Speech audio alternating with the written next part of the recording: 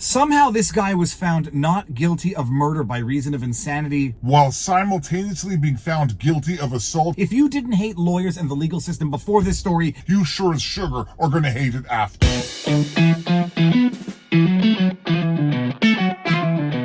Viva Fry, former Montreal litigator turned current Florida rumbler in my home office, and I'm about to tell you a story that is going to enrage you. I'm scrolling through Twitter, and I come across a tweet from James Woods about a story that I had zero knowledge about right up until now. James Woods at Real James Woods, the monster who murdered this child, stabbed him in the head so hard the blade bent. The monster was set free. Now, I had not heard of this story. It occurred back nearly a decade ago, and I go to the internet to find out a little bit of the details about this, and I go down something of a rabbit hole, and I come across an article with a headline that reads as follows. From the Herald Leader, why was a man who killed a Kentucky child released from prison 10 years early? By Christopher Leach, October 8, 2025 at 5 a.m. A combination of good behavior, credit for time served before trial, and a Kentucky law intended to help inmates reintegrate into society led to the recent release of a man who stabbed a 6-year-old boy to death 10 years ago in Woodford County. Ronald Exantis, 42, was released from prison October 1st after serving less than half of his 20-year prison sentence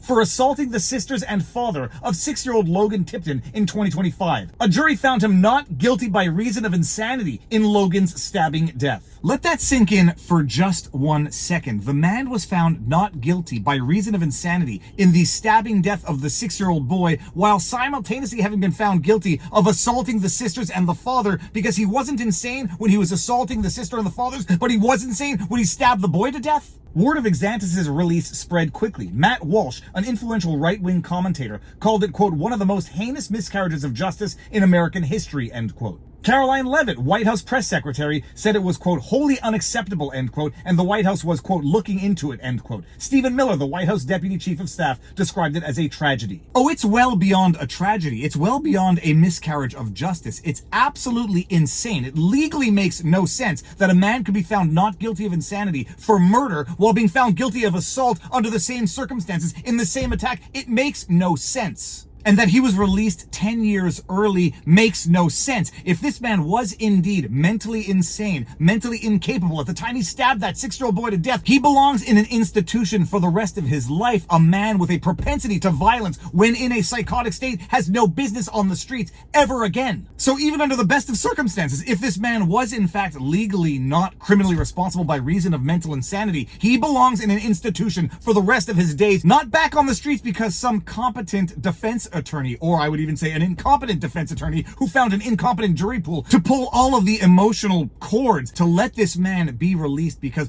I found the closing arguments, or at least clips of it. The defense attorney appealed to the good conscience of the jury to set this man free because he was not criminally responsible for what he did, even if he wasn't. Institution. Why Exantis was sentenced to 20 years. On December 7, 2015, Exantis drove from Indiana to Kentucky and broke into the Tiptons' unlocked home on Douglas Avenue. He had never been in the Versailles neighborhood before, and he did not know the Tipton family, according to court documents. Exantis stabbed Logan in the head with a butcher knife as he lay in bed and assaulted Logan's sisters and father. He was still at the home when police arrived, and he was arrested and charged with murder. And now getting to the part where you are really going to hate the attorneys involved in this case, because they provided such a compelling case to the jury that they found him not guilty by reason of insanity of the murder. Of the assault, he was totally legally competent when he did it. He goes to jail for that. Kenneth Benedict, a psychologist from North Carolina, was the only mental health expert to testify at Exantis' trial. He said Exantis' actions were the result of a major mental illness marked by the presence of mania and psychosis, according to court documents. Exantis continued to display psychotic behavior while incarcerated. Psychotic as relates to the murder only, not psychotic as relates to the assault, which is why he was found not guilty by reason of insanity of the murder, but guilty of assault for the assault. Oh yeah, and he continued to display signs of psychosis while incarcerated, so we better just let him out onto the streets. Exantis underwent a mental health evaluation at the Kentucky Correctional Psychiatric Center and was prescribed Risperidol, an antipsychotic medication. His condition improved. Quote, that helped his state of mind immensely, end quote. Kim Green, the lawyer who represented Exantis, said in an interview Monday with the Herald Leader. Quote, at trial, we presented corrections officers to who talked about how his behavior was night and day, end quote.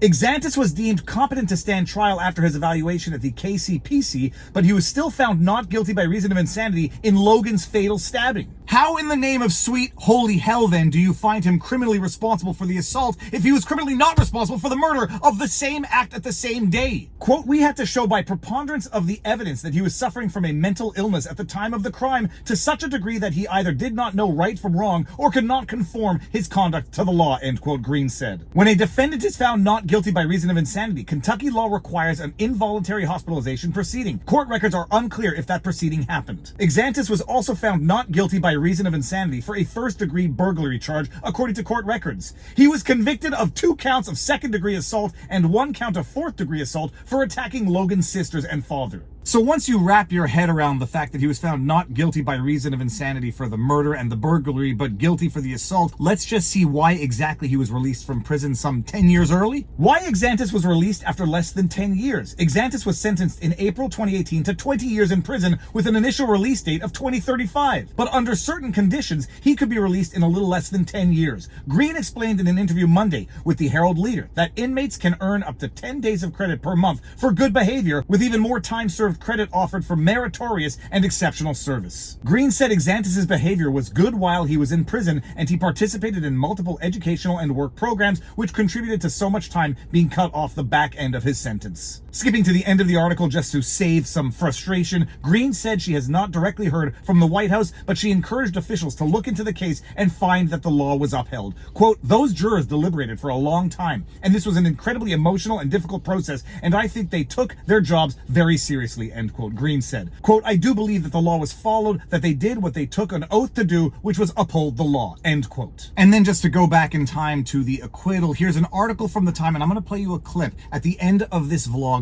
of the lawyer pleading her case, the defense pleading his case, and you're going to understand why people hate lawyers and how this case was not just a miscarriage of justice. You have to wonder what the heck the jury was thinking when they acquitted this man of murder. From the Herald Leader, crime shocked Versailles family, here's jury rule insanity in boy's killing, by Greg Kocher. Ronald Exantis has been found not guilty by reason of insanity by a Lexington jury in the murder of a 6-year-old Versailles boy who was killed in bed on a December night in 2015. The family of Logan Tipton left the Lexington courtroom in anger late Monday night after the verdict was delivered. Screams of, quote, it's not fair, end quote, could be heard inside the courtroom. Public defender Bridget Hoffler said afterward, quote, the jury returned the only verdict it could under the law, but there is no victory here for anybody. The Tiptons are devastated and we feel for them, end quote. The jury also concluded that Exantis was not guilty by reason of insanity on a burglary charge. He was found guilty but mentally ill on 2 counts of second-degree assault and 1 count of fourth-degree assault. Those counts involved injuries suffered by 2 of Logan's sisters and the boy's father. This story is just disgusting, beginning to end. Apparently the White House is looking into it to see if something of a miscarriage of justice occurred in this case. Although if you have any doubts as to whether or not a miscarriage of justice occurred in this case, open your flipping eyes. And now watch this clip, and as you watch this clip of the defense attorney and the prosecution pleading their cases, look at the knife inside the evidence jar and you will see the knife was in fact bent, as James Woods said in his tweet. It's an absolutely disgusting story, and here's the clip. I'm almost reluctant to say like, share, subscribe. You know what to do, yada, yada, yada. Just watch this clip and get angry, but don't do anything stupid, and if laws need to be changed, change those laws so that this type of injustice never occurs again. Here's people who day in and day out see mental illness, see psychosis, understand what it looks like. They are telling you Ron was mentally ill, he was psychotic, he was manic, he could not conform his conduct to the law, and the Commonwealth has presented nothing to refute that from a mental health expert. Anywhere in the evidence, is there anything to suggest that he's acting under some type of compulsion, some obsessive behavior? Yes, I did. I stabbed the boy, but I had to, because if I didn't do it, all kids in the world would die. I had to do it. That's what insanity is. That's not Mr. Exantis at all. You will be human beings. You will understand the difficulty of this case, but you will make the right decision. And you will find Ronald Exantis not guilty by reason of insanity. I'm asking that you find him guilty.